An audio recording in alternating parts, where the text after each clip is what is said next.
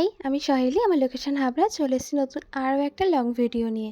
দেখেই বুঝতে পারছো বাটারফ্লাই থিমের ওপরে কেকটা করেছি।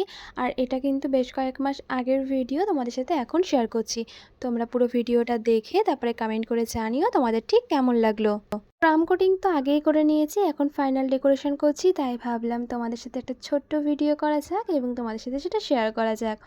তো যাই হোক, এখন ভয়েস ওভার দিতে বসলাম। দেখো আমি কাজটা ঠিক কীভাবে করেছি। তোমাদের সাথে তো আগেই শেয়ার করেছি, যদি আমার কাজ সেরকম পছন্দ না হয় তাহলে কিন্তু আমি সেটা আবার নতুন করে করার চেষ্টা করি, কারণ যতক্ষণ না সেটা আমার মন মতন হচ্ছে। দেখো ওপরে আমি হালকা ক্রিম দিয়ে দেখো পুরো ফিনিশিংটা দিয়ে নিচ্ছি। আর কীরকম ডিজাইন করব সেটা পুরোপুরি আমার উপর ছেড়ে দিয়েছিল কাস্টমার।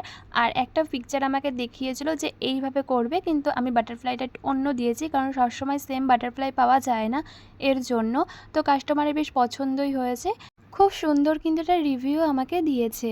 তো যাই হোক, দেখো নিচের ফিনিশিংটা খুব সুন্দরভাবে দিয়ে নিচ্ছি, আর ওপরটাও কিন্তু খুব সুন্দরভাবে হালকাভাবে করছি, তোমরা দেখেই হয়তো বুঝতে পারছো।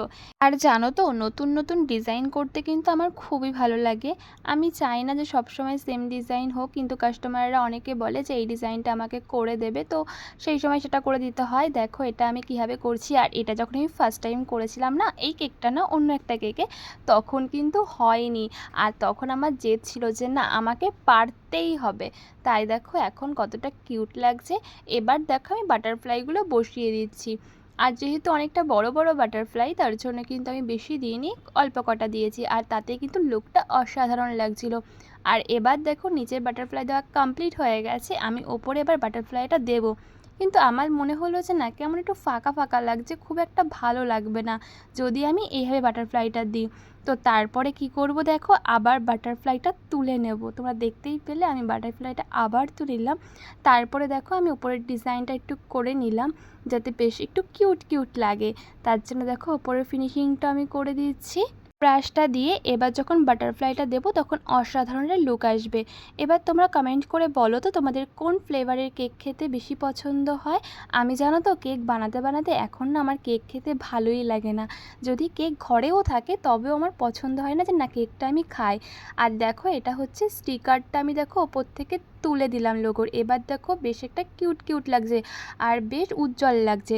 তোমরা যারা কেক বানাও তারা কিন্তু এরকম গোল্ডেন স্টিকারের ওপর থেকে যে পাতলা যে স্টিকারটা থাকে ওটা তুলে নেবে, বেশ কিন্তু ভালো লাগবে। এবার দেখো আমি কিছুটা সুগার বল দিয়ে দিয়ে সাজিয়ে দিয়েছি। আর জানো তো, গোল্ডেন কালারের সুগার বলটা কিন্তু খুব ভালো লাগে, হোয়াইট কালার যে কোনো কালারের উপরে খুব কিন্তু ফোটে। এর জন্য দেখো আমি একটু ডেকোরেশনটা করার জন্য কিছু সুগার বল অ্যাড করে দিয়েছি। ও তোমাদের তো বলাই হয়নি, যারা ফেসবুক থেকে দেখছো একটু পেজটা ফলো করে দাও, আর যারা ইউটিউব থেকে দেখছো একটু সাবস্ক্রাইব করে দিও। তো চলো এখন সবাইকে টাটা।